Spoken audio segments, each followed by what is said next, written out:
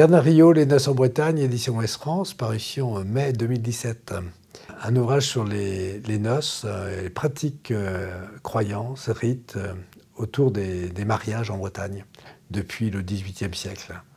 Donc ce qui se passe avant le mariage, donc tous les rites de fiançailles, comment trouve-t-on un fiancé avec les croyances, les pratiques, par exemple le rite des épingles, jeter une épingle dans la fontaine Sainte-Barbe au Fawet pour trouver son fiancé, hein, ou sa chaussure à son pied, comme on dit. Et puis après, le mariage, comment se déroule le mariage, comment se déroulait le mariage, avec des jours bien particuliers, avec des processions, avec des cortèges, mais parfois le cortège était précédé du Basvalan, ce qu'on appelle le Basvalan, en breton le marieur, celui qui porte le bâton de genêt, donc celui qui va organiser le mariage, faire rencontrer les fiancés, négocier les dots. Donc ça, c'est une pratique très originale en Bretagne qui n'avait pas lieu ailleurs.